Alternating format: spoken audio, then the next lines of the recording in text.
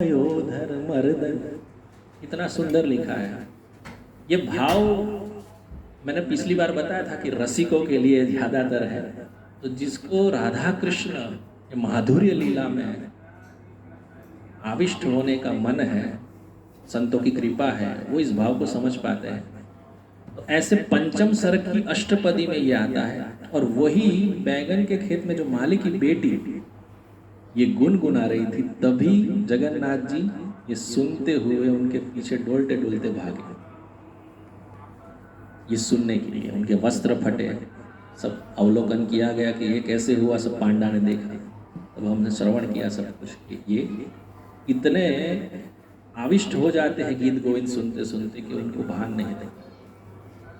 तब उस माली की बेटी को बुलाया गया, फिर से गान किया गया, और इस प्रकार राजा ने भी प्रसिद्धि कर दी, घर में ये सब जगह अभी गाया जाएगा और मधुर स्वर में। और ये जानते हुए मुल्तान का जो मुसलमान था, उनके कानों में पड़ता है, क्योंकि एक ब्राह्मण गया था, याद है, मैं रिपीट नहीं करूँगा वापस से। तब वो भी इस प्रकार किया, उनका हमने श्रवण किया। उसके पश्चात हम श्रवण किए एक बार सत्संग हेतु एक जो व्यक्ति था, उन्होंने जयदेव कवि को बुलाया। बुलाने के बाद जब सत्संग का समाप्ति हुई, तब जयदेव कवि जा रहे थे अपने घर वापस। तब जबरदस्ती से उनको कुछ दक्षिणा दिया। जयदेव कवि लेना नहीं चाहते और लिया, तो फिर लेके जा रहे थे, घोड़े में उन्होंने पोटली बांधी। तो हमने श्रवण किया कि जो चोर ठग रहते हैं उनको पैसों की गंध आ जाती है।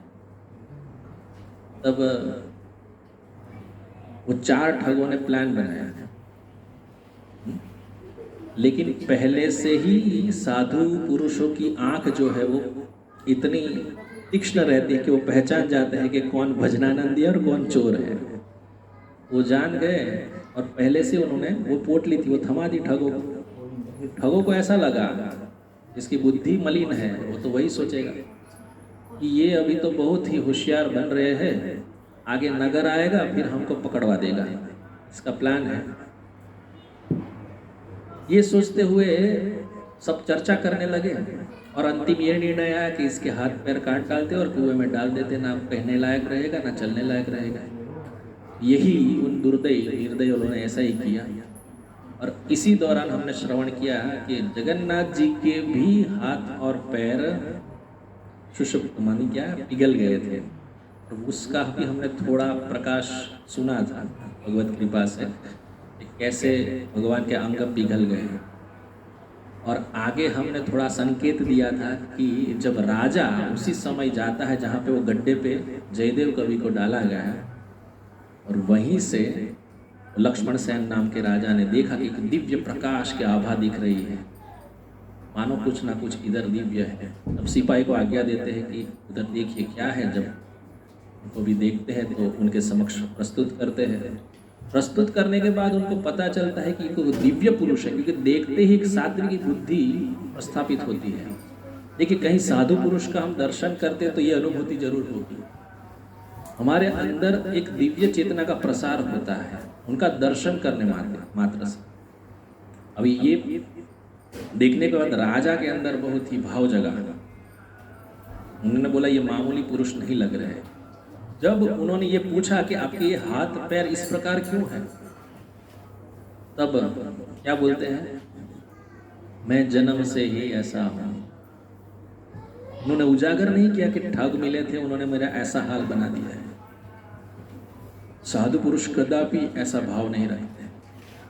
इसके पीछे तात्पर्य है, क्योंकि यदि साधु भी इस प्रकार की चुगली करने लगे ना, तो अंतर नहीं रह जाता है सामान्य व्यक्ति और साधु में। और ये तो स्वयं जगन्नाथ के स्वरूप अंश स्वरूप प्रकट हुए हैं।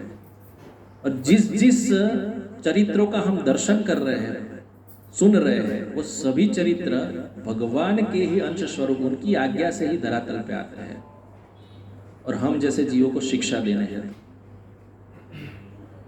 तो बोलने का तात्पर्य ये है,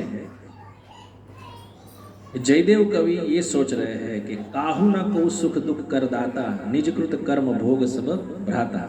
रामायण में ये कहते हैं, कर्म के माध्यम से ही सबको ये परिस्थिति मिलती है। इसमें किसी का दोष नहीं है।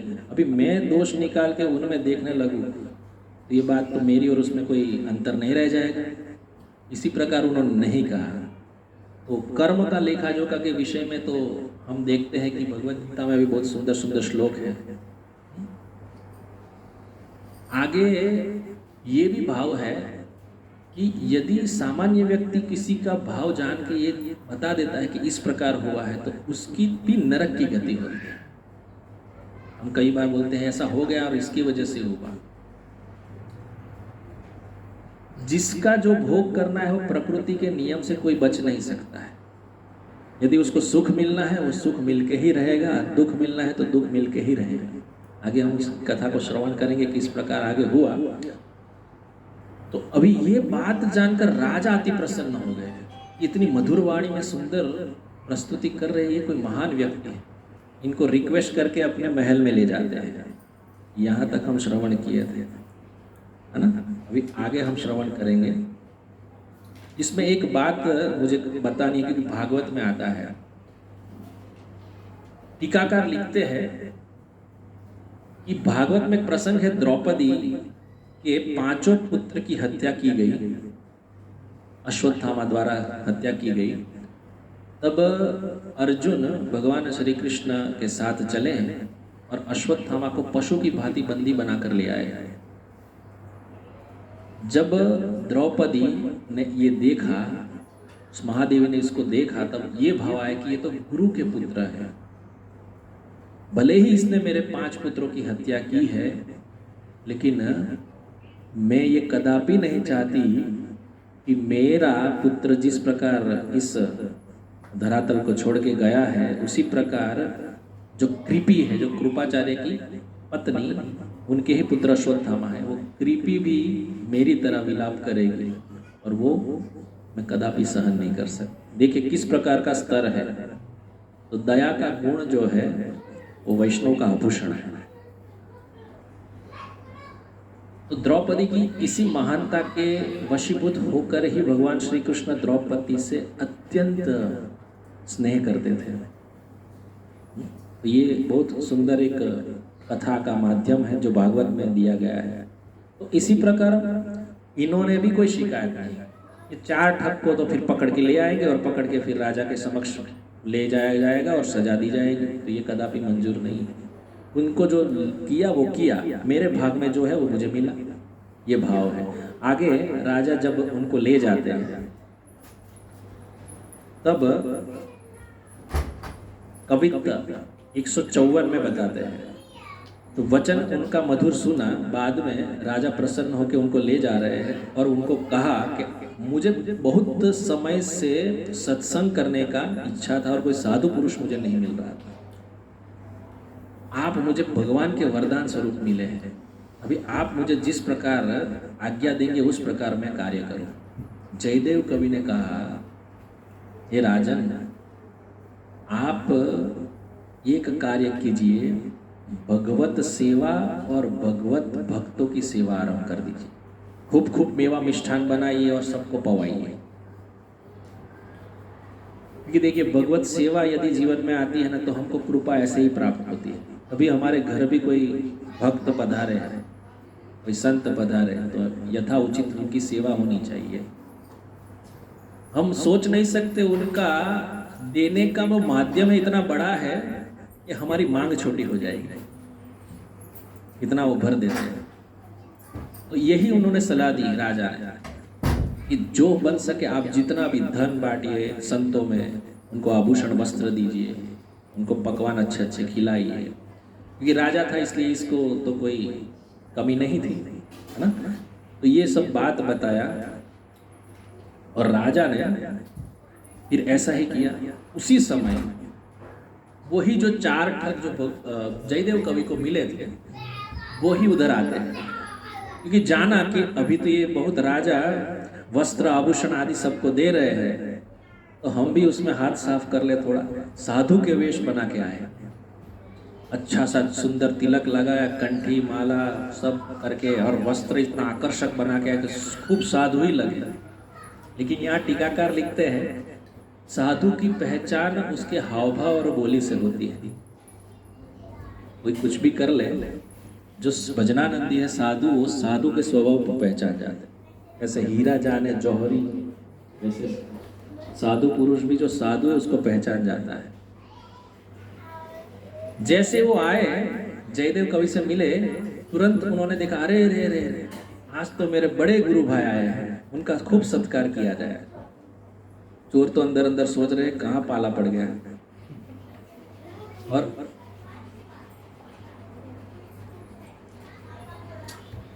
हरे कृष्णा कृष्णा कृष्णा हरे हरे, हरे राम राम राम हरे हरे। ये राजा को सूचना दी गई कि उनका खूब सत्कार किया जाए। अभी सत्कार करने हेतु जब राजा पधारे उधर, तो राजा उनको अपने भीतर के कक्ष में लेके गए। विजयदेव कहीं ने कहा उसका खूब सत्कार किया। यहाँ पे टीकाकार भी बोलते हैं, यदि साधु गण ओरिजिनल साधु नहीं है ना, वास्तविक साधु नहीं है, तो साधु की पंगत में भी वो सेट नहीं है। उनकी रहनी करनी, उनकी चाल ढाल, इसी कारण से उनको कुछ अलग कक्ष में भीतर, जहाँ पे खूब सेवा की जाए अकेले। क्योंकि साधु की संगत में जो साधु वास्तविक नहीं वो पहचाना जाएगा। ये सुंदर सुंदर भाव है, हम उस डिटेल में नहीं जाते अभी। तो वहाँ पे लेके गए और खूब सत्कार किया। चोर अंदर अंदर सोच रहे हैं अभी तो बलि की बकरी की तरह हम उनको खिला रहे हैं, फिर काटा जाएगा, सूली पे चढ़ाया जाएगा। क्योंकि वो तो जान गए जयदेव कवि को देख के, ये जो हम उन्हें लूटा था वही है। बार बार विनय कर रहे हैं राजा से, ये बहुत हम धन्यता अनुभव करते हैं, हमको जाने दीजिए, हम जा रहे हैं। लेकिन राजा जाने नहीं था। एकादशी आएगी, मुझे सत्कार करना है, क्योंकि जयदेव की क्या खूब मानते थे राजा। उन्होंने बोला खूब सत्कार करो, तो राजा छोड़े नहीं अभी इनको। और वो बेचारे बोल रहे मुझे जाने दो। और बाद में दशहरा आए, ऐसे करके कुछ 8-9 महीने तक उधर ही रखा। जब वो बहुत विनय करने लगे तो जयदेव कवि ने बताया, इनको खूब धन और आभूषण दे के विदा कीजिए। अब राजा ने ऐसा किया, उनको खूब धन संपत्ति जो भी उनके पास पर्याप्त गठरी में बांधी जाए ऐसे दिया, और साथ साथ में राजपुरुष सिपाहियों को भेजा सामान उठाने के लिए। अब ये सब जा रहे हैं और रास्ते में जंगल में कहीं ठहरते हैं चल के, और वहाँ पे सब डिस्कस कर रहे हैं। मैंने अभी तक इतना सत्कार राजा के द्वारा किसी का नहीं देखा है।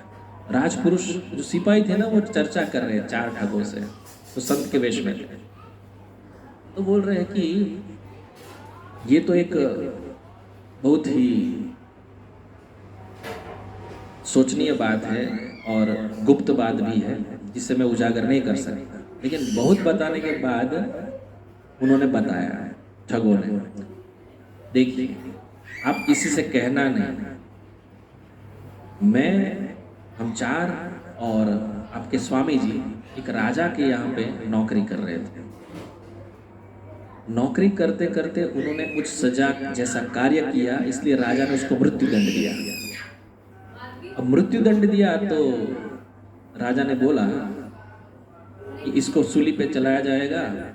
तो हमने दया करके, 4 ठग बोल रहे हैं, देखिए दृष्टता देखिए इनकी, हमने दया करके उसको बोला कि हम इनको ठिकाने लगा देंगे। ऐसा करके हम लेके गए और उसके केवल हाथ पैर काटे, और हाथ पैर काट कर राजा के समक्ष हमने दिखाया कि हमने उसको मार डाला है। किसी का उपकार चुकता करने हेतु ही हम पे वो इतने प्रसन्न थे। इतना झूठ बताने के पश्चात आगे कवित्व में सुंदर आता है कि इतना ही जैसे सुना जैसे धरती फट गई। धरती फटी और चारों जो ठग है वो धरती में समा गए। क्योंकि देखो, भक्त का अपमान भगवान को भी सहनीय नहीं है। यदि भगवान का कुछ अपमान हो जाए तो कुछ है, हरे कृष्ण महामंत्र जपो, गुरु के आश्रय में सेवा करो तो मिट सकता है, लेकिन भक्त का अपमान भगवान को सहनीय नहीं है। धरती फटी, वो धरती में समा गए। अभी धरती में समा के सब चौंक गए राजपुरुष। अरे ये तो ये सोचने लगे, इतने उनको तो पता नहीं है, अरे कितने दिव्य पुरुष थे जो आकाश से कहाँ जाने कहाँ से आए और पता नहीं पाताल में चले गए, अदृश्य हो गए। ये मुझे लगता है कि कुछ बलि महाराज ये कोई हो गए महान, पाताल में रहते ना, इस प्रकार सोचने लगे और तुरंत वहां से भागे और जैसे ही गए स्वामी जी को सब वृत्तांत सुनाया। ऐसा हुआ, स्वामी जी सुनते ही इतने भाव विभोर हो गए और हाथ और पैर जो उनके हो गए तो वो मलने लगे। उनको बहुत दुख हुआ, कष्ट हुआ, और जैसे वो मलने लगे उसी समय उनके हाथ और पैर पुनः जागृत हो गए, पहले जैसे सुंदर हो गए। ये देखकर और अचंभा हुआ सब सिपाहियों को, ऐसा कैसे हो सकता है? एक तो ये समा गए और ये सुन के इनके हाथ पैर भी बाहर आ गए, तो ऊपर ये दौड़ के राजा को सुनाने गए फिर ये वृत्तांत। इसमें भाव टीकाकार लिखते हैं कि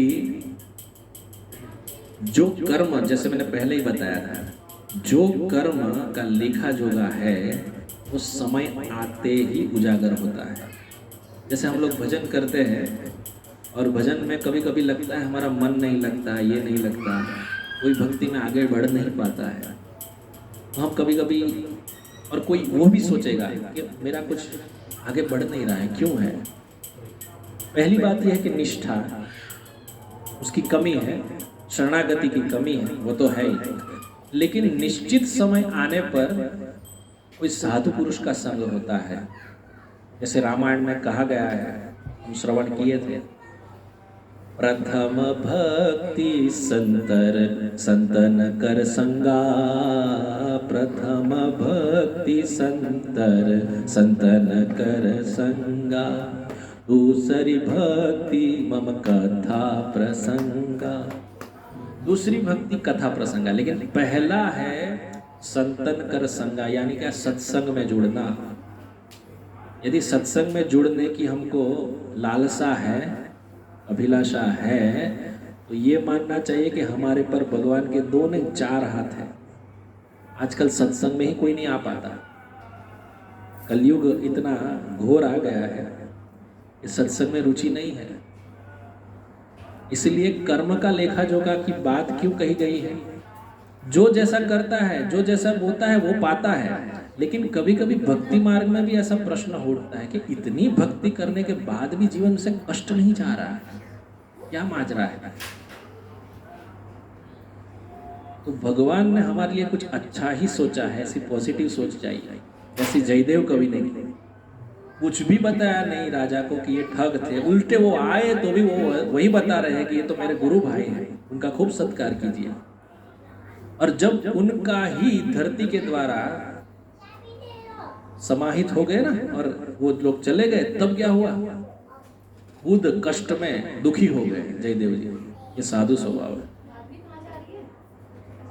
और उसके बाद राजा उधर आता है और सब पूछता है ये कैसे हुआ, ये तो बहुत अविश्वसनीय है, कृपा करके मुझे बताइए।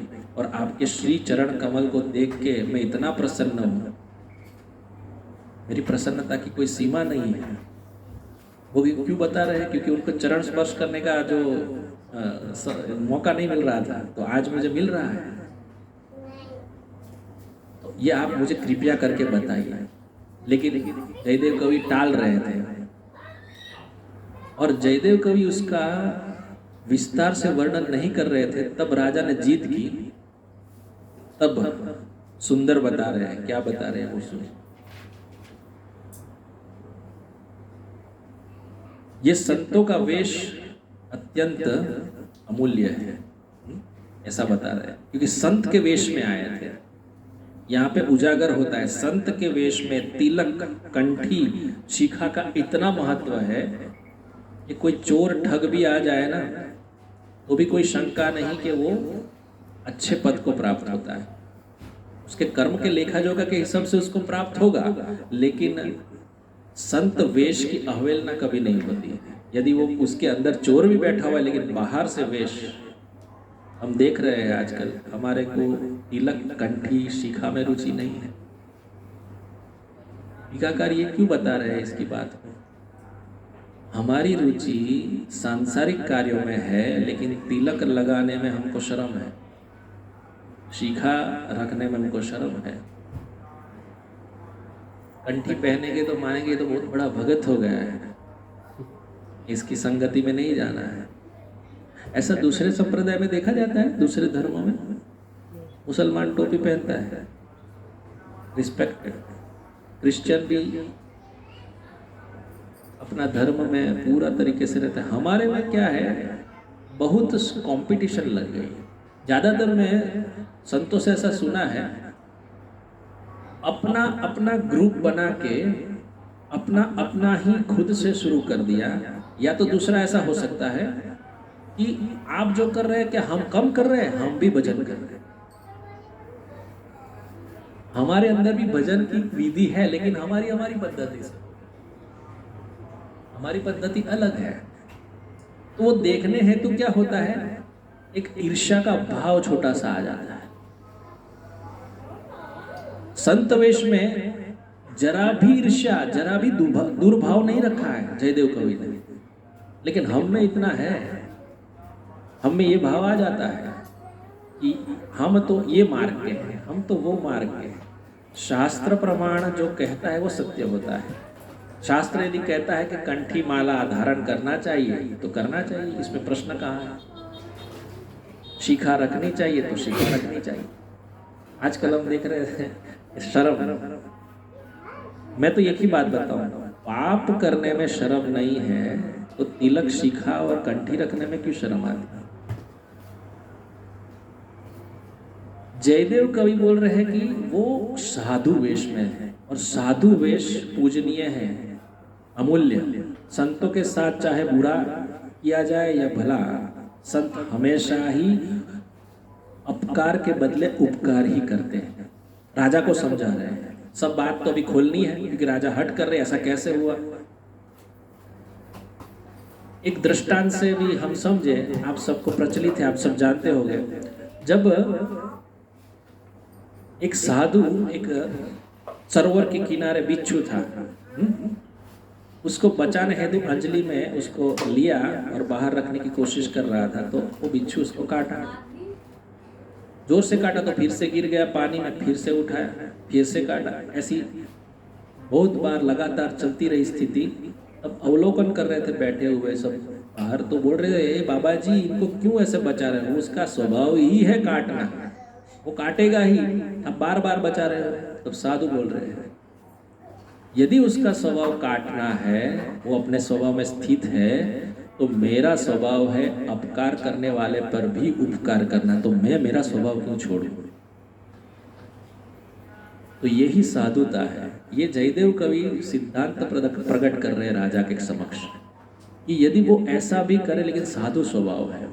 पहला मैंने बताया जो टीकाकार बोल रहे हैं वो साधु वेश में आए थे, तिलक, कंठी, वहां उजागर करते तो राजा को साधु के प्रति अविश्वास हो जाता। वो बोलते कि साधु के वेश में ऐसे घूमते थे, साधु को मानता ही नहीं। तो वेश की बहुत महत्ता है। शरीर स्वच्छ करने का हेतु हमारे शास्त्रों में लिखा है, हमारा मन स्वच्छ होने का स्तर पैदा होता है। उधर से सुबह उठते हैं, स्नान करके भगवान की पूजा करते हैं, तो पहले तो तन शुद्ध हुआ, फिर भगवान की पूजा करेंगे, नाम जप करेंगे तो मन शुद्ध होगा। मन शुद्ध होगा तो हमारी वाणी भी शुद्ध होगी, हमारे वचन बाद में शुद्ध होंगे। जैसा मनन चिंतन रहता है ना, वैसा ही बाहर आता है। जो हम पाते हैं वैसा ही हम बाहर बोलते हैं। प्रसाद खाने के लिए इसलिए हम ज़्यादातर बताते हैं ना, भगवान का प्रसाद खाते हैं तो बुद्धि सात्विकी होती है, जैसा अन्न वैसा मन। इसीलिए आग्रह होता है भगवान के प्रसाद को ग्रहण करने का। तो यहाँ जयदेव कवि राजा को समझाया कि उनके जो स्वामी जी के सब लक्ष्य रहते हैं, जो ऐसे संत रहते हैं, वो सब दिव्य रहते हैं, सरस और भक्ति रस से संपूर्ण होते हैं। इसीलिए ये उजागर नहीं किया गया था। ये भाव बताया, राजा अति प्रसन्न हुए और राजा ने बताया कि आपके इधर आ जाने से मेरा विस्तार जो है, मेरा जो प्रदेश है, देश है, वो इतना हरियाली से भर गया है, सब खुशहाली से रह रहे हैं, आप मुझे कृपया कभी त्याग के मत जाइए। और उनकी बात रखते हुए जयदेव जी मान जाते हैं। उसके बाद कवित्व में आता है कि आप जो गीत गोविंद लिखे हैं उनको रिमाइंड होता है अभी, उसको मैं समझ नहीं पाया था, लेकिन अभी आप इस प्रकार की घटना जानने के बाद ये मेरे मन में आया है, तो आपको मैं सपरिवार अपने महल में मुझे कुछ मार्गदर्शन देने हेतु रिक्वेस्ट कर रहा हूँ, तो आप इधर पधारिए, इधर विराजमान रहिए। तब राजा उनकी पत्नी जो पद्मावती है उनको भी बुलाते हैं अपने राज में। अभी आगे यहाँ तक हम जयदेव कवि का चरित्र सुने, आगे का चरित्र पद्मावती का आता है, बहुत सुंदर है। पद्मावती जो अभी डायरेक्ट सुन रहे हैं तीसरे पड़ाव में, वो शायद कनेक्ट नहीं कर पाए, लेकिन मैं कह दे, पद्मावती अति पति आज्ञा से संपूर्ण पत्नी थी। इसके विषय में हमने जान लिया था पहले भी, मैं दोबारा इसको बताऊं। पत्नी वो है जो पति को पतन से बचाए, लेकिन आजकल संसार में ऐसा नहीं देखा जाता ज्यादा। आजकल पत्नी ही ऐसा है कि पति को पतन में डाल देती है। पत्नी वो है जो कुल को उगार देती है, क्योंकि उनसे ही संसार गृहस्थ धर्म जो चलता रहता है, और संसार में संतान जो उत्पत्ति होती है वो भी उनके संस्कार के माध्यम से आती है। कुल एक चीज है, लेकिन गर्भ अवस्था में जब स्त्री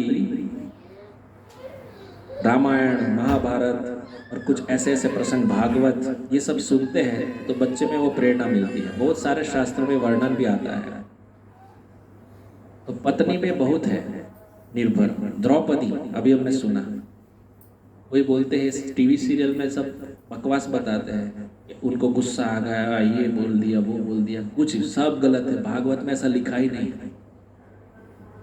ऐसा भी नहीं बोला कि अंधे का पुत्र अंधा, सब लोग बोल रहे हैं ना। आप देखिए, जिन्होंने भगवान कृष्ण को अपना एक आदर्श माना है, उनके नक्शे कदम पे चल रहे हैं, परम भक्त है भगवान श्री कृष्ण के, वो ऐसा वाक्य बोलेगी। तो टीवी सीरियल है ना, दिमाग बिगाड़ने का है पूरा। उनको पैसा कमाना है, उनको क्या है, हमारी प्रतिष्ठा हो जाए, जितना भी हो जाए हम दिखाओ, उससे सबको मनोरंजन मिलता रहे, हम अपनी पैसे की जेब भी भरते रहे। मतलब उनको एक चीज रहती है कि चलो किसी को धार्मिक तरीके से जुड़ाया जाए, लेकिन वो धार्मिकता के पीछे उनका ही पैसा कमाने का ही धंधा है। तो उसमें जो सही सही नहीं होता है, सही हमको शास्त्र बताते हैं, शास्त्र को ज्यादा चयन करना चाहिए। तो शास्त्र में ये नहीं बताया कि द्रौपदी ने ऐसा कुछ बोला है। हमारे सूरत में शिक्षा गुरु है श्रीमान चंद्र गोविंद दास, प्रभु जी बता रहे, एक बार महाभारत बी.आर. चोपड़ा की, ज्यादातर उसमें अच्छा ही बताया गया था, लेकिन ऐसे बहुत सारे प्रसंग हैं जिसमें महाभारत में उसका उल्लेख ही नहीं है। मैं क्यों बता रहा हूँ, ये बात निकली है इसलिए क्योंकि हमारा मन कभी कभी क्या है, गलत जगह चला जाता है, जल्दी जाता है, क्योंकि ये तो हाँ इतना बताया है, पूरे देश में चल रहा है तो सही होगा, क्योंकि हम शास्त्रों के साथ और उनको पढ़ने में रुचि तो नहीं रख रहे हैं। या तो कोई महान पुरुष कुछ बता रहा है भागवत, तो उसको श्रवण करने में भी हम इतने अलर्ट नहीं है, इसके कारण ये हो सकता है। तो उसमें एक प्रसंग आया, जब अज्ञातवास हुआ तो विराट नगर में अलग अलग जो 5 पांडव हैं स्थित हो गए, घोड़ों का काम संभाल रहे थे। नकुल जी और भीम को रसोई का काम सौंपा गया था, ये सब आता है। तो एक बार भीम और नकुल मिल रहे थे और डिस्कस कर रहे थे, ऐसा बी.आर. चोपड़ा महाभारत में दिखाया है। और भीम को अपनी परिस्थिति पे रोना आया है, ऐसा दिखाया है। और कि कितना खुशहाल हमारा ये था परिवार, और ये सब कौरव और सबने हमसे छल किया है। तो ये बात बोलते बोलते नकुल बोल रहे हैं, भैया आप रो रहे हैं? तो भीम बोल रहे हैं, नहीं नहीं, मैं प्यास काट रहा हूँ, इसलिए आंख में पानी गया, इसलिए पानी मतलब आंख से पानी निकल रहा है। ये महाभारत में कहीं लिखा ही नहीं कि वो प्यास काट रहा था। देखिए हद देखिए महाभारत दिखाने की, और इसको हम बहुत आतुरता से देखते हैं। इससे क्या मिलता है? सब कुछ चलता है, जो भी अन्न है खाओ, मौजूद आओ, ये सब गलत बात है। इसीलिए ऐसे कई 2-4 प्रसंग और भी है जिससे हमको समझना चाहिए, शास्त्रों में इसका वर्णन ही नहीं है। वो केवल मनोरंजन और अपनी दुकान चलाने हेतु चलता है। तो बोलने का तात्पर्य ये है कि जयदेव जी के फैमिली यानी कि उनकी पत्नी को बुलाया गया, और पत्नी उनकी रानीवास में, जो रहा रानियां रहती थी, उधर रखने लगे। वहां रहते रहे। एक दिन पद्मावती उनका नाम था। एक दिन एक समाचार आया कि राजा की रानी जो है उनके भाई का मृत्यु हो गया। अब मृत्यु हुआ तो सब विलाप करने लगी उनकी पत्नियां। किसकी? राजा की रानी जो थी उनके भाई, कई भाई में से कोई एक भाई। तो विलाप करते कुछ कुछ ने अग्नि में अपनी आहुति दे दी, कुछ ने अपना अंग बंग काट लिया। पहले तो प्रथा चलती थी ना ऐसे, आपको पता होगा, ये 12वीं सदी की बात है। तो रानी पहले तो बहुत विचार में पड़ गई, विलाप करने लगी और बोले कि मेरे भाई की पत्नियां, मतलब मेरी भाभी इतनी उच्च कक्षा की है। लेकिन पद्मावती जी कुछ प्रत्याभाव नहीं कर रहे थे। तो पद्मावती जी को उन्होंने पूछा, अरे हमारा भाई इस प्रकार से मृत्यु को प्राप्त हुआ है, और हमारी जो भाभी है वो सब चिता में जल गई, और आपको महानता नहीं दिख रही इसमें? कुछ पुरुषों को ऐसा होता है ना, और कुछ स्त्रियां को कि कुछ मेरी कुल की प्रशंसा करे। ये पद्मावती जी शांत बैठे, कुछ बोले नहीं। जब पद्मावती जी शांत बैठे तो उनको कुतूहल हुआ और पूछा। तो पद्मावती जी बोल रहे हैं, मैं इसको उच्च प्रकार की मृत्यु नहीं मानती। इसको जो ऐसे करके हमारे शब्द में क्या बोलते हैं, जेहाद ना कुछ। तो रानी को बहुत विस्मय हुआ, अरे ऐसा क्यों बता रहे हैं? तो उन्हें बोला कि यदि अपने पति की मृत्यु सुने और अपने आप ही प्राण छोड़ जाए सुनते ही, वो उच्च है। उसके लिए खुद खुशी करने की आवश्यकता नहीं रह जाती। अब ये सुना तो रानी को तो दिल पे लग गया। रानी ने सोचा कि हाँ, ये तो बहुत महान बोल रही है। अभी हम देखते हैं कितने पानी में है। सब दासियों से मिल के उन्होंने प्लान बनाया। प्रसंग को थोड़ा ज्यादा फास्ट ले रहे हैं। प्लान बनाया उन्होंने कि राजा से कह के जयदेव कवि को कहीं दूर बाग में ले जाते हैं, और हम सब बताएंगे कि जो जयदेव जी है वो चल बसे, संसार छोड़ के चलेगा। अब मुझे देखना है कि पद्मावती को क्या होता है। जहां तक भजन पुष्ट नहीं होता, वहां महान संत भी आ जाए ना तो उस पर विश्वास नहीं होता है। भजन में एक वस्तु चीज रखनी है, पहली है आदो श्रद्धा। जहां श्रद्धा नहीं है वहां भजन की गति नहीं बढ़ सकती। जयदेव जी के विषय में इतने जानने के बाद भी उसकी पत्नी ने उनका मान नहीं रखा, इसलिए वो षड्यंत्र रच रहे हैं। श्रद्धा की कमी है। श्रद्धा नहीं है तो फिर अनंत आगे जाके भजन क्रिया भी नहीं होगी। ये एक बार मैंने बताया था, रूप गोस्वामी भक्ति रसामृत सिंधु में बताते हैं, आदो श्रद्धा, पहले श्रद्धा। श्रद्धा है तो सत्संग करेगा, साधु संग करने की इच्छा होगी, भजन क्रिया में लगेगा। अभी भजन क्रिया चालू हो गई, कुछ नाम जब शुरू हुआ है, तब उसमें आएगा अनर्थ निवृत्ति। हमारे सब में अनर्थ है। कोई ऐसा नहीं बोल सकता मैं 100% सही हूँ। मुझे कोई नाम जप करने की आवश्यकता नहीं है। यदि होते तो आप भी उच्च कक्षा पे होते ना, हम तो सामान्य हैं। लेकिन जब नाम जप करता है ना तो व्यक्ति सामान्य नहीं रहता है, वो वैष्णव कहलाता है। जैसे हमने पिछली बार श्रवण किया था जब हिज ग्रेस मुरलीधर चरण प्रभु आए थे, चैतन्य महाप्रभु कह रहे थे जो एक बार भी कृष्ण नाम बोल रहा है ना वो वैष्णव। फिर दूसरा कैटेगरी में आता है जो बार बार कृष्ण का नाम लेता है, राम का नाम लेता है, वो वैष्णव है। तो यही प्रश्न तीसरी बार पूछा गया, याद है ना? तो बोला गया जिसको देखकर खुद ही अपने आप में स्फूर्णा हो जाए नाम जप करने की, वो वैष्णव। तो तीनों बार अलग अलग बताया, इसका मतलब है सबकी कैटेगरी अलग अलग होती है। लेकिन शुभस्त शीघ्र श्रद्धा तब तक नहीं जागृत होती है जब तक हमको संत में पूर्ण विश्वास नहीं होता है। ये विश्वास की कमी है। हमको चमत्कार में ज्यादा विश्वास है ना? कोई चमत्कार बताया, आज बोले कि मेरा धंधा नहीं चल रहा है और उसका कुछ भभूति देता है तो उसमें लाइन लगी, देखना अरे महाराज ने जो भभूति दी और मैं तो लाख से क्या, मैं तो 10 लाख कमाने लगा। तो गजब है, मुझे पुत्र नहीं हो रहा था, पुत्र हो गया। इसमें श्रद्धा ज्यादा है। और जो देने वाला है उनका नाम जपने में हमको श्रद्धा नहीं है। क्यों नहीं? अनर्थ निवृत्ति नहीं हुई है। जन्मों जन्मों से मैल जो पड़ा है वो जाएगा नहीं ऐसे, वो केवल नाम जप से जाता है। और नाम जप में रुचि भी इसीलिए नहीं आती क्योंकि हमारा जो तार है ना वो भौतिक संसार में जुड़ा है और सत्संग की कमी भी है। देखिए आगे एक प्रसंग भी आता है, सत्संग की कमी हो जाती है। ऐसा भी नहीं, जो सत्संग में बार बार भी आएगा ना तो भी उसके अंदर चेंजेस नहीं आते। क्यों? शरीर से तो सत्संग बैठा है, मन से नहीं बैठा है। और यदि मन से भी बैठता है ना तो घर जाके और सत्संग करता रहता है तो मनन भी नहीं हो पाता है।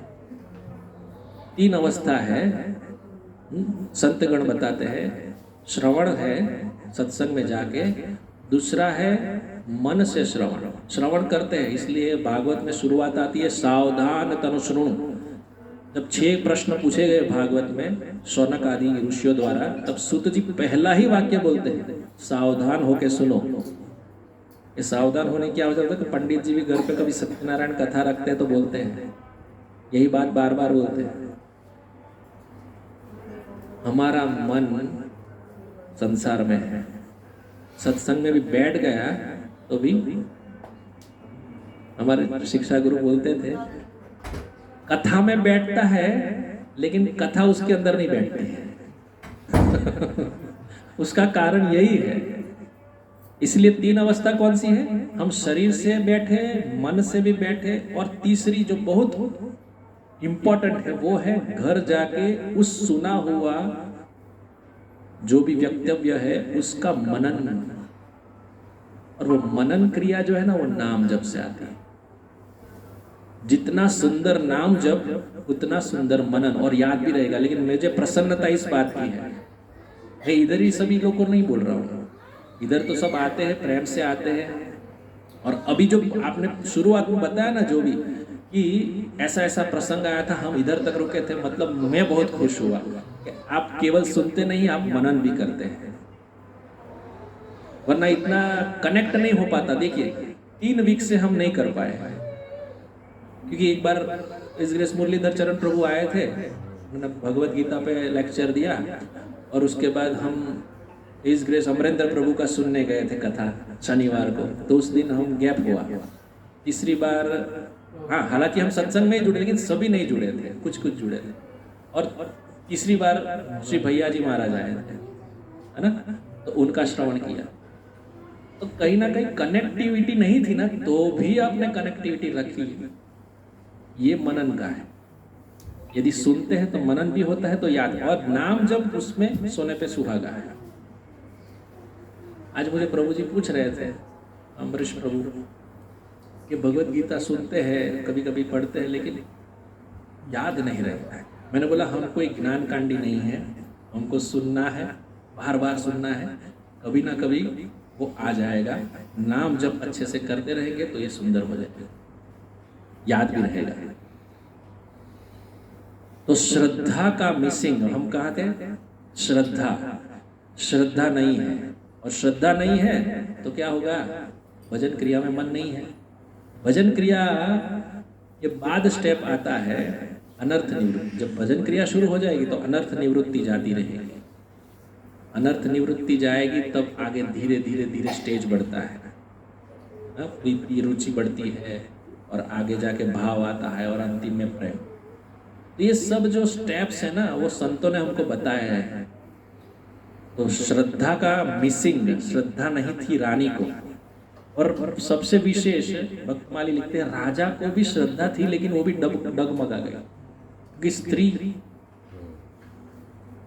जर जोरू और नारी तीन जगह से प्रॉब्लम होता है।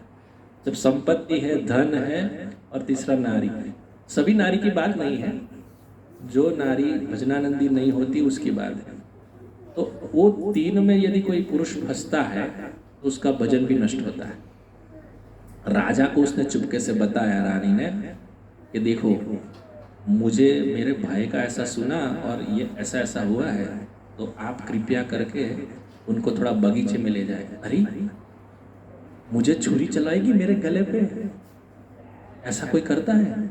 लेकिन मैंने बोला स्त्री हट, स्त्री हट है तो राजा को मानना ही पड़ा। राजा बोला ठीक है। उसको इतना डिटेल में नहीं पता था वो क्या करने वाला है, वो कुछ ना कुछ कर रहे हैं, चलो ठीक है थोड़ा साथ दे देते हैं। राजा ने यही किया, जयदेव जी को लेके कुछ दूर बगीचे में लेके गए, और जो सिखाया पढ़ाया हुआ था वो दासियों को बताया कि आप नाटक करना कि जयदेव जी शरीर छोड़ दिए हैं। एक दासी दौड़ती दौड़ती आई और लौटने लगी जमीन में, हाय हाय हाय हाय, हमारे स्वामी जी नहीं रहे, छोड़ दिया उन्होंने शरीर, करके रोने लगे। सब लोग माथा कूट रहे हैं, रो रहे हैं। पद्मावती जी देख रहे हैं और मन मन मुस्कान से बोल रहे हैं, अरे अरे आप इतना व्यर्थ का उत्पात क्यों कर रहे हैं? मेरे पतिदेव तो इधर ही है, बगीचे में वो ठहल रहे हैं। देखो भक्ति का प्रताप देखिए। अब तो हमारे गुजराती में ना भोंठा पड़ी गया, अब मुझे हिंदी शब्द नहीं मिलता है मतलब दिमाग में ऐसा हो गया कि ये कैसे हो सकता है। दोबारा उन्होंने इसी प्रकार का, चलो उसने किसी से कह दिया होगा, वही प्लान बनाया और वही बार बार हुआ। तब अंतिम में पद्मावती सोच रहे हैं कि कभी कभी क्या है कि किसी को प्रैक्टिकल दिखाना पड़ता है। हमारे श्रील प्रभुपाद कहते हैं 3 प्रकार के व्यक्ति होते हैं। एक व्यक्ति होता है जिसको सुनाने के बाद उसको समझ में आता है। एक व्यक्ति होता है सुनाने के बाद उसको अनुभव में दिखाया जाता है। और तीसरा व्यक्ति होता है जिसको पूर्ण तरीके से प्रैक्टिकल बताना पड़ता है, तब उसके दिमाग में बैठती है बात। मैं संक्षिप्त में बोल रहा हूँ। तो 3 प्रकार के व्यक्ति रहते हैं। अभी बोलते हैं कि नाम जब की इतनी महिमा है ना, तो सुन के उनको समझ में नहीं आती, उसको अनुभव में। और तीसरा प्रैक्टिकल रूप में बताया जाता है। यदि किसी संसार में रह के किसी स्वजन की मृत्यु हो जाती है, तब भक्ति इतनी बढ़ क्यों जाती है? तब सत्यता का भान हो जाता है हमको। अब देखिए, जब अश्विनी कुमार जाते हैं ना, जब मुर्दे को जलाया जाता है, वहां सबको वैराग्य जाग जाता है। उसको मरकट वैराग्य कहते हैं, बंदर की तरह। वो मरकट वैराग्य क्यों आता है पता है? अरे देह नश्वर है, देखो हमको भी कभी ना कभी ऐसे ही जलना है, दुनिया में यही दस्तूर है। लेकिन कोई दौड़ता दौड़ता आता है, कोई स्वजन ही, अरे भाई जल्दी जाओ, अभी तो वो मार्केट में उसका प्राइस बहुत ऊपर गया है, जल्दी जल्दी खरीद लो शेयर। वो क्या करे? अरे हाँ ये तो मौका चला जाएगा, चलो ये तो होता रहेगा इस हमारे फैमिली वाले संभाले। वो वहां से दौड़ लगा के उधर जाता है। क्यों? उसका वैराग्य खत्म हो गया। संसार की आसक्ति ऐसी है।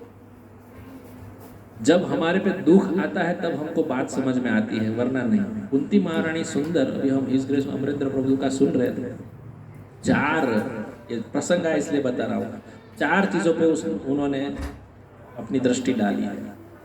जो सबसे ज्यादा संपत्तिवान है, धनवान है, वो भजन में जल्दी नहीं लग सकता, क्योंकि उसको पता है हमारे में क्या कमी है।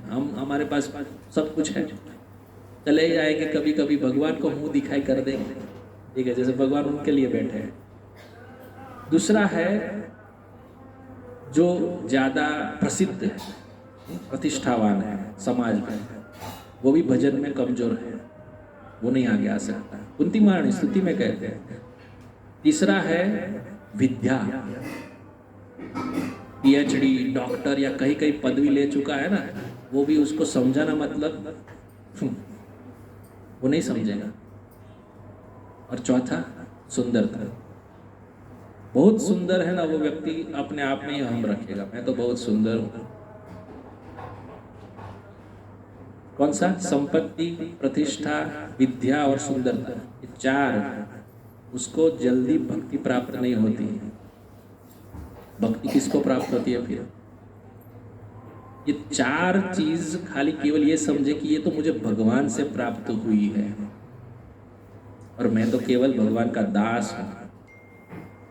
अभी आप समझिए, आप बोले सब उजड़ जाए दुनिया में, कुछ धनवान की कैटेगरी ही रह जाए, भगवान अन्न ही ना पैदा करे तो क्या धन खाओगे? प्रतिष्ठा किसकी रखोगे? जब कोई छोटा व्यक्ति है तभी तो लगता है ना कि मैं बड़ा हूं। ये भावना है ना सब में, तो ही ये भावना है ना मैं बड़ा हूं। इस सब भगवान की माया है, इसीलिए सबको टच कर भगवान भजन में लगना चाहिए। ये भगवान भजन में संत पुरुष हमको प्रेरणा देते हैं, लेकिन वो प्रेरणा भी हमारे अंदर नहीं बैठती, क्योंकि क्या है, इतनी आसक्ति के गुच्छे लगे हुए हैं।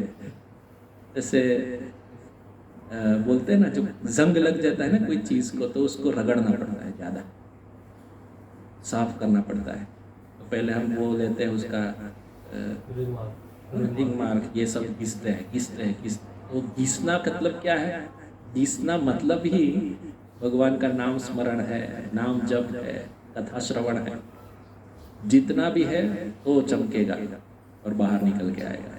इसलिए चैतन्य महाप्रभु शिष्टाष्टकम में कहते हैं, चेतो दर्पण मार्जनम महदावाग्नि निर्वापणम। तो ये क्या श्रेय चेकैरव चंद्रिका वितरणम विद्यावधू जीवनम। आगे बोल रहे आनंदाम्बुधिवर्धनम प्रतिप्रदम पूर्णामृत स्वादनम सर्वात्मा स्नपनम परम विजयते श्री कृष्ण संकीर्तनम। श्री कृष्ण संकीर्तन ही ये मार्जन कर करके हम दूर कर सकते हैं। कि महापुरुष की वाणी स्वयं भगवान कृष्ण है।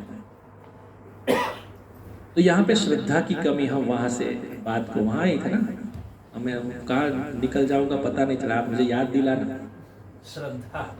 श्रद्धा की कमी के हेतु ये सब किया। जब बार बार ऐसा हुआ तो पद्मावती ने बोला कि बिना चमत्कार नमस्कार नहीं होगा। तो उन्होंने क्या किया, ये भगवान के भक्त होते ना सर्वसमर्थ होते हैं। अब इसी बार जैसे वो दासी दौड़ती दौड़ती आई, हे भगवान हमारे स्वामी जी नहीं रहे, वहीं पद्मावती जी ने देह छोड़ दिया। और नाटक नहीं, स्वयं देह छूट गया। और जैसे देह छूटा तो हक्का बक्का रह गई सब रानी। अरे ये तो अभी कोई इसमें मोमेंट नहीं है, ये तो सच्ची में तो क्या करेंगे, राजा हमको तो बहुत डांट डपकाट करके निकाल देंगे, क्या करेंगे। तब उसी समय राजा को समाचार कोई पहुंचाता है कि इस प्रकार हुआ है। तो राजा सुनते ही भागते भागते आए और अपने आप को कोसने लगे, मैं इनकी बातों में आके इस प्रकार किया। तो स्त्री की बात, हर एक बात को नहीं सुननी चाहिए। हमारे गुरु महाराज बोलते हैं इसे विषय में स्त्री की बात हर सामने के प्रकट नहीं करनी चाहिए, वो भी बोलते। और स्त्री की बात को भी हर बार नहीं माननी चाहिए। उसमें एक सुंदर दृष्टांत दिया है भक्तमाल में। कैकेयी का प्रसंग आप जानते हैं, मैं विस्तार से नहीं लूंगा। तो कैकेयी की जो माता है और उनके जो पति हैं, उनका नाम है अश्वक, क्या नाम है, अश्वक सेन ऐसा नाम है। उनको किसी सिद्ध पुरुष से ऐसी विद्या प्राप्त थी कि वो पशु पक्षी की बातों को जान सकते थे। जो भी पशु पक्षी जो भी अपनी आवाज में चूं चा चौ करते ना, वो समझ जाते वो क्या बात कर रहे हैं। हम जैसे हिंदी में, कोई संस्कृत में, कोई फलाने में बात करते हैं तो समझते हैं, वैसे ही पशु की बात और पक्षियों की बात वो राजा समझता था। एक बार ऐसे ही जंगल से पसार होके जा रहे थे, तब उनकी स्त्री भी थी, मतलब कई की माता, तब खाना परोस रही थी। तो ऐसा वर्णन आता है शास्त्रों में, खाना परोसते समय जब चावल परोसा गया तो एक चींटी चावल को उठा के जा रही थी, तो बीच में उसको चींटा मिला। तो चींटी जा रही थी, चींटा मिला, दोनों बात कर रहे हैं। चींटी बोल रही है कि सॉरी, चींटा बोल रहा है कि मुझे भी अन्न दे के दे लो, आप अकेले जा रहे हो। तो चींटी बोल रही है कि मैं कैसे दे सकती हूँ। तो वो बोल रहा है कि मैं तो शूद्र हूँ, चींटा बोल रहा है, लेकिन तुम ब्राह्मण हो। ये दोनों की बात हो रही है। तो जो राजा है वो तो सात्विक है, सनातन धर्मी है, इसलिए चींटा क्या समझा रहा है चींटी को कि तुम मेरे लिए लेके, क्योंकि मैं लिया तो मैं तो शूद्र हूँ, तो मैं तो ये हो जाएगा, उसका अपवित्रता हो जाएगी। तो ये बात सुनकर राजा मुंह से हंसी निकल गई, क्योंकि वो तो बात समझ रहा था ना, तो पशु पक्षी या जो ये सब बात कर रहे थे। अब ये हंसे और वो परोस रही थी, तो रानी को अचंभा लगा और पूछे आप क्यों हंस रहे हैं? कि नहीं ऐसा कुछ नहीं। उसने जीत पकड़ी, नहीं मुझे बताओ ही आप क्यों हंस रहे हैं। लेकिन उनको ऐसा वर दिया गया था कि वो यदि बता दे तो उसकी मृत्यु हो जाए।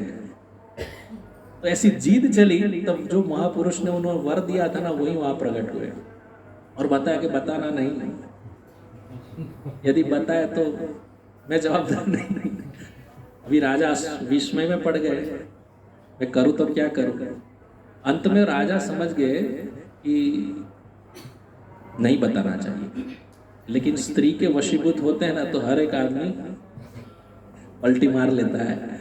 अभी वो समझ गया कि मुझे तो मना किया है, लेकिन स्त्री की हट भी है। तो स्त्री की हट की वजह से उन्होंने बोला ठीक है मैं बताऊंगा, अभी मरना ही है तो उत्तम गति तो काशी में ही है, काशी में जाके मरूंगा। तो सब परिवारजन को लेके काशी जाते हैं। वहाँ एक घटना घटती है, वहाँ पे भी जंगल से पसार हो रहे थे, तो वहाँ एक कुआं था, सूखा कुआं, गड्ढा, और वहाँ पे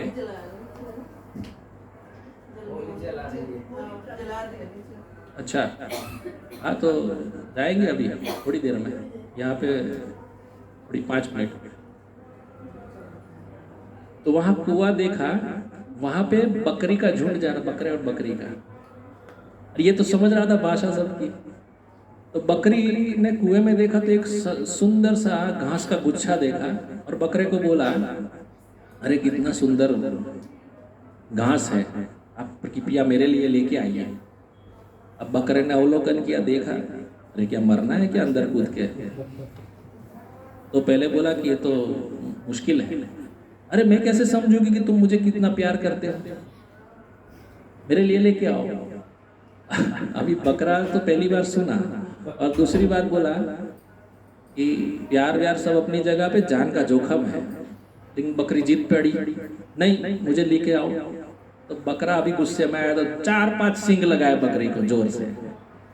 अभी भी समझ में नहीं आ रहा है कितना मुश्किल है। अब ये सब राजा देख रहा है, राजा ने देखा, अवलोकन किया और उसको बात समझ में आई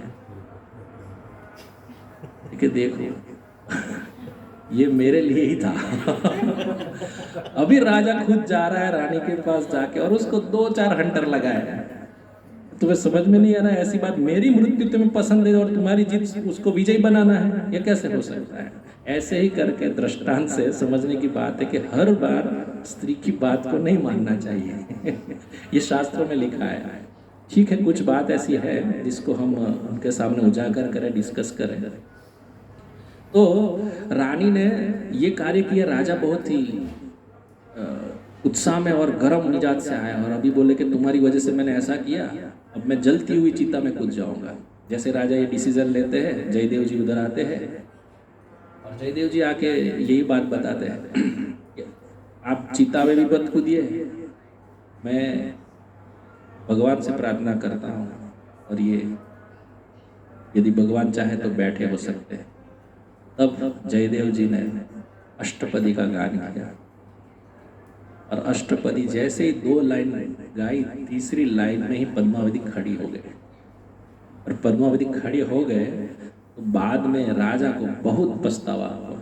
इसमें बहुत विस्तार से लिखा है। राजा को ऐसा लगा कि मैं एक स्त्री की बात में आगे इतना घनेना कृत्य किया कि जो मेरे स्वामी जी, जिसकी वजह से मुझे इतनी उन्नति और देश में इतना हरियाली और इस सब प्रजा भी खुश है, और उनके साथ ही मैंने ऐसा किया। लेकिन जयदेव जी बोल रहे हैं नहीं नहीं, ये तो विधि का लेख हो गया, आप इसे मत सोचिए। लेकिन जयदेव जी अभी सोच रहे हैं कि यहाँ पे इस प्रकार का जो वातावरण हो गया है तो यहाँ रहना ठीक नहीं है। मैं यहाँ से अपने गांव इंदुबिल, वही नाम है ना यार, जहाँ पे उनका जन्म, वहाँ चला जाऊँगा। राजा के हट करने पर भी वो माने नहीं।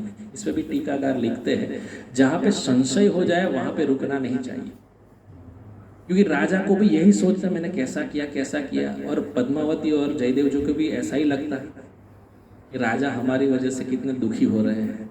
इसीलिए उन्होंने ये जो जगह है महल वो त्याग के अपने गांव चले गए। और अंतिम बात बता दूं, वहाँ जाके रहने लगे।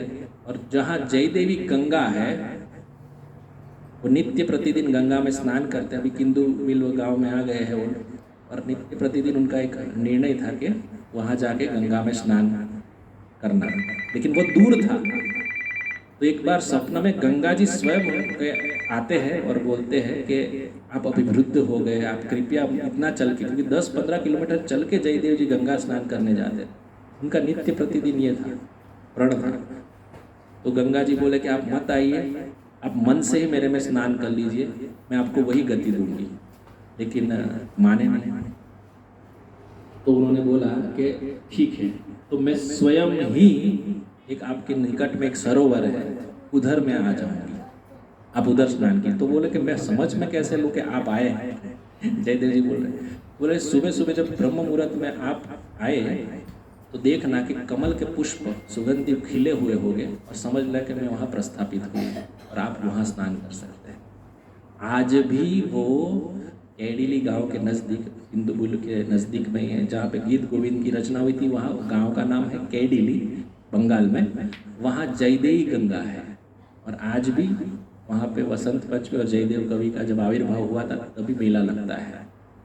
तो आप कहीं अवसर मिले हम सबको, किसी को, तो वो दर्शन जरूर हमको करना चाहिए। जयदेवी गंगा है, जो जयदेव के रिक्वेस्ट से मैं तो आऊँगा ही, लेकिन गंगा जी को ऐसा लगा कि मेरा भक्त इतना दूर आता है तो मैं ही खुद चल के आ जाऊँगा।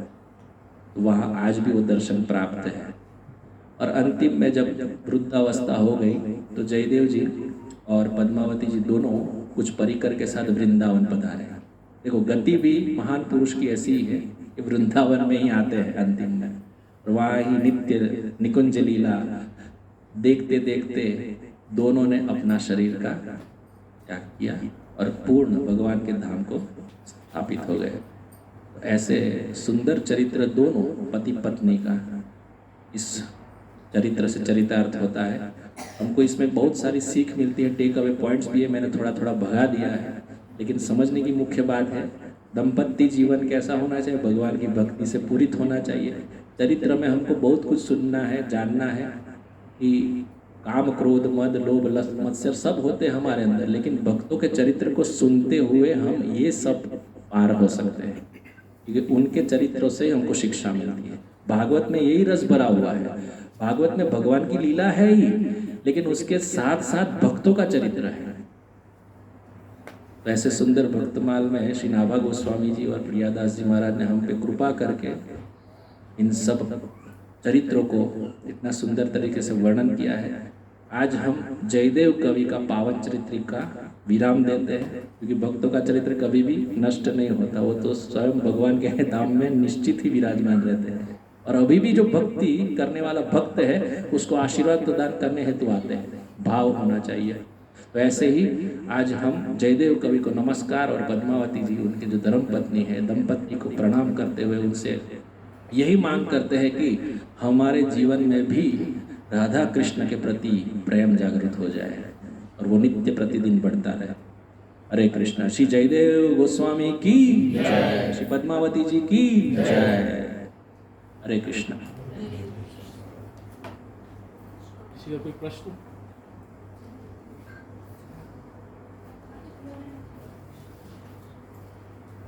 चरित्र है तो शायद प्रश्न की संभव